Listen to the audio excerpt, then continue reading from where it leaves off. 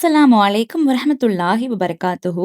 சில நாட்களுக்கு முன்னாடி ஒரு சிஸ்டர் தனக்கு ஏற்பட்ட ஒரு சந்தேகத்தை கமெண்ட் பண்ணி கேட்க கூச்சப்பட்டு என்னுடைய பர்சனல் மெயில் ஐடி கேட்டு அதுல அவங்களுடைய சந்தேகத்தை கேட்டிருந்தாங்க. நானும் அவங்களுக்கு அதிலே ரிப்ளை பண்ணிட்டேன். அதே சந்தேகத்தை சமீபத்துல ஒரு சிஸ்டர் கமெண்ட் பண்ணி கேட்டிருந்தாங்க. அப்படி கேட்கவே கூச்சப்படக்கூடிய சந்தேகம் என்னன்னு நினைக்கிறீங்களா? அந்த சந்தேகம் நம்மள பல பெண்களுக்கு இருக்கு. அதுக்கு உண்டான விளக்கத்தை இந்த வீடியோல பார்க்கலாம். பெண்களுடைய முன் துவாரத்தில் இருந்து காற்று வெளியேறினால் ஒழு முறியுமா அப்படிங்கிறது தான் அவங்களுடைய சந்தேகம். இஸ்லாத்தில் ஒழு முறிவதற்கான காரணங்கள் தெளிவாக கூறப்பட்டிருக்குது. அதுல முக்கியமான ஒன்று பின்புற துவாரத்தில் இருந்து காற்று வெளியேறுவது. பொதுவாக பின் துவாரத்தின் அதாவது மலத்துவாரம் வழியாக காற்று பிரிந்தால் மட்டும்தான் ஒழு முறியும். இது ஹதீஸ்களின் அடிப்படையிலேயே உறுதியாகிறது. ஏன்னா இது உடலின் அசுத்தமான பகுதியில் இருந்து அதாவது மலக்குடல் வழியாக வெளியேறுவதாக கருதப்படாததுனால அது ஒழுவை முறிக்காது அப்படின்னு சொல்லிட்டு பெரும்பாலான அறிஞர்கள் சொல்றாங்க. சோ ஹதீஸுடைய ஆதாரத்தோட பார்த்தோம்னாக்கா நபி ஸல்லல்லாஹு அலைஹி வஸல்லம் அவர்கள் கூறினார்கள், உங்களில் ஒருவர் தொழுகையில் இருக்கும் பொழுது பின் துவாரத்தின் வழியே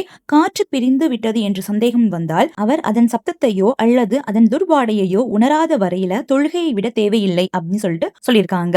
இந்த ஹதீஸ் சத்தம் அல்லது துர்வாடை வரும் காற்றே ஒழுவை முறிக்கும் என்பதை காட்டுது. சோ இந்த ஹதீஸ்ல கன்ஃபார்மா தெரியுது அவங்க சொன்ன அந்த ஒரு விஷயம் பின்புற துவாரத்திலிருந்து ஏற்படக்கூடிய காற்றுக்கு தான் ஒழு முறியும் சொல்லிட்டு சொல்லியிருக்காங்க. சோ அதனால முன் துவாரத்தில் இருந்து காற்று வெளியேறினால் ஒழு முறியாது, நம்மளுடைய தொழுகையை நம்ம தொடரலாம். மேலும் எந்த ஒரு மார்க்க சம்பந்தமான சந்தேகங்களையும் நம்ம கேட்கறதுக்கு வெக்கப்படவோ கூச்சப்படவோ கூடாது. ஏன்னா எந்த ஒரு விஷயத்தையுமே நம்ம தவறான முறையில ஃபாலோ பண்றோம் அப்படின்னாக்கா அது நிச்சயமாக அது பாவமாக அமையும். அதனால எந்த ஒரு சந்தேகம் ஏற்பட்டாலும் அதை தெளிவுபடுத்திக்கிட்டு நம்மளுடைய அல்லாஹும் அல்லாஹுவின் ஸல்லல்லாஹு அலைஹி வஸல்லம் அவர்களும் நமக்கு என்ன விஷயங்களை சொன்னாங்களோ காட்டி கொடுத்தாங்களோ அதன்படி வாழ்ந்து நன்மையை சேர்ப்போம் இன்ஷா அல்லாஹ். சோ இந்த வீடியோ உங்களுக்கு யூஸ்ஃபுல்லாக இருந்துச்சு அப்படின்னாக்கா மத்தவங்களுக்கும் ஷேர் பண்ணுங்க. ஏன்னா அவங்களுக்கும் இந்த சந்தேகம் இருந்துச்சு அப்படின்னாக்கா அவங்களுக்கும் இதன் மூலியமாக ஒரு தெளிவு கிடைக்கும் இல்லையா? சோ அதன் மூலியமாக அல்லாஹ் தஆலா உங்களுக்கும் நற்கூலி வழங்குவான் இன்ஷா அல்லாஹ். அஸ்ஸலாமு அலைக்கும் வரஹ்மத்துல்லாஹி வபரகாத்துஹு.